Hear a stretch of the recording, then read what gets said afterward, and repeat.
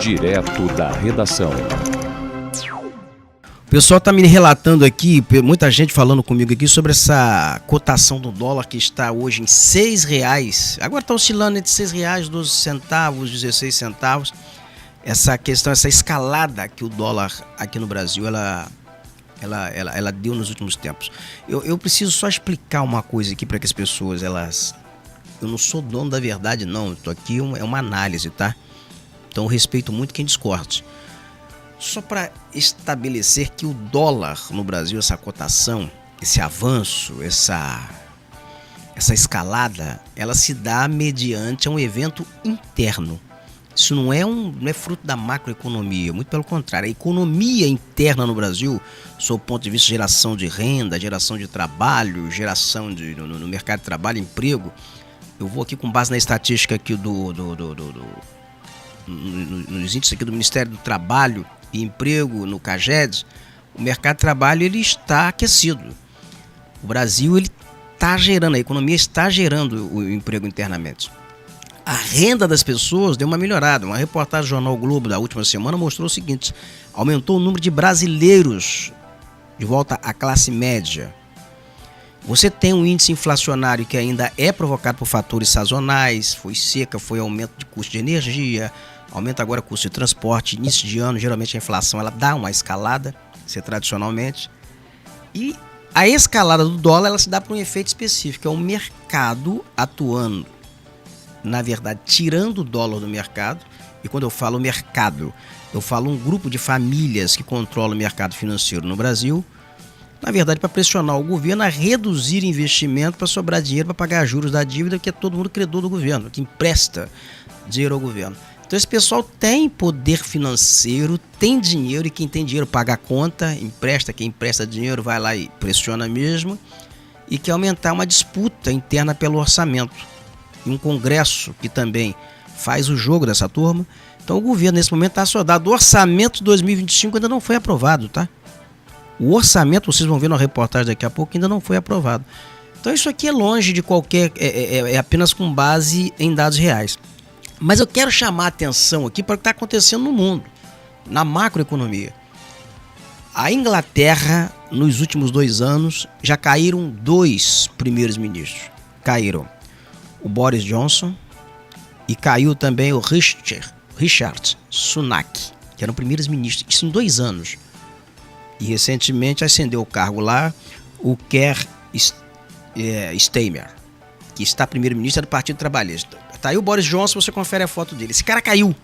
O governo dele caiu a partir da guerra na Ucrânia. A Europa nesse momento está em frangalhos. E ele foi sucedido pelo Richard Sunak. Esse daí, olha, da tela que você está vendo aí. E caiu também. Eles perderam o cargo. Isso mudou. A Margaret Thatcher foi a dama de ferro. Ela ficou toda a década de 80 no cargo. O primeiro-ministro, que foi o Tony Blair, do Partido Trabalhista, ficou 8 anos. Assim, talvez a Margaret Thatcher tenha sido a primeira-ministra que mais tempo ficou no cargo. Então isso é comum lá, essa permanência prolongada no cargo, desde que a economia ela esteja produzindo bons efeitos. Então a crise econômica na Inglaterra derrubou 2 primeiros ministros. E o que acendeu foi esse. Está aí a foto ele do Richard Starmer. Não, esse aí foi o que caiu. Esse daí não é o Richard Sunak. É o Keir Starmer. Esse hoje é o atual primeiro-ministro e é da oposição ao Partido Conservador. Então o Partido Conservador foi varrido da Inglaterra por conta de crise econômica, custo de vida, inflação elevada, depreciação de serviços públicos. A pandemia desgraçou a vida da Europa. As decisões desses líderes posteriormente alinhadas a essa questão belicista dos Estados Unidos também devastou, continua sufocando a Europa, está numa crise energética terrível. Então, aí nós falamos sobre a Inglaterra. Agora nós vamos para a França, que também está no continente europeu. Recentemente, o primeiro-ministro da França, Michel Barnier, este que está na foto aí, caiu também, porque ele sofreu um voto de censura no parlamento. Precisava de 280 votos para derrubar ele, o voto de censura teve 300 e poucos votos. maioria assim, esmagadora, caiu o governo dele. O Emmanuel Macron teve que encontrar um novo primeiro-ministro que também está num desgaste terrível. A França, nunca se viu tanta mendicância nas ruas da França. Uma crise energética, agora é inverno, aqui é verão, é inverno na Europa. E ontem caiu no Canadá, esse daí, que é o primeiro-ministro do Canadá, que é o Justin Trudeau. Caiu ontem, pediu demissão do cargo. O Partido Liberal do Canadá tem a pior avaliação popular, só é aprovado por 16% da população do Canadá. É a pior avaliação nos últimos 157 anos. Ele anunciou a renúncia dele, vai ficar no cargo até encontrar um outro primeiro-ministro.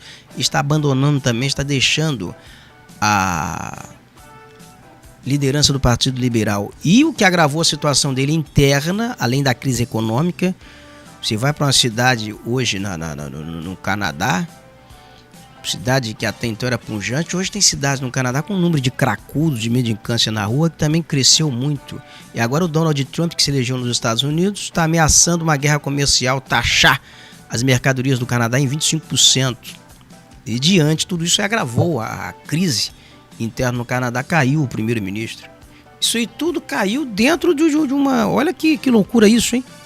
Isso aí caiu dentro das normas, dentro do que se convenciona chamar de democracia aqui no Ocidente. E nós temos agora, mais recente nos Estados Unidos, a eleição do Donald Trump, a derrota da candidata democrata, que foi a Kamala Harris, vice-presidente do Joe Biden. O Partido Democrata perdeu a eleição para Donald Trump, que é um opositor ferrenho do governo. Derrota por conta da crise também nos Estados Unidos. Não queira visitar hoje a Califórnia nos Estados Unidos.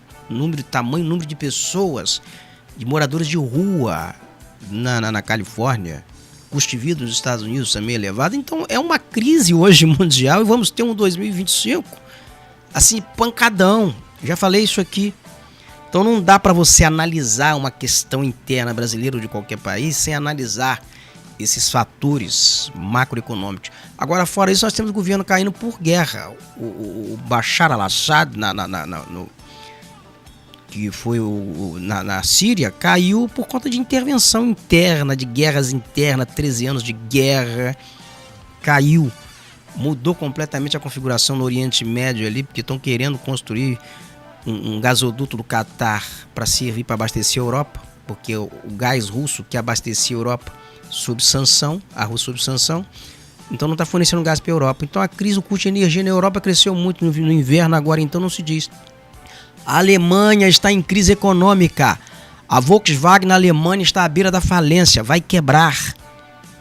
A Alemanha, o índice de mendicância também nas ruas da Alemanha, que era o grande polo industrial da Europa, em frangalhos, grandes empresas quebrando, demitindo. Recentemente nos Estados Unidos, os funcionários da Boeing fizeram uma greve prolongada da Amazon, greve prolongada. Então não dá para você analisar um fator interno aqui no Brasil descontextualizado dos fatores macroeconômicos. O Brasil está nesse momento, ainda que haja essa questão de dólar inflação de 4,4%, como está na Europa.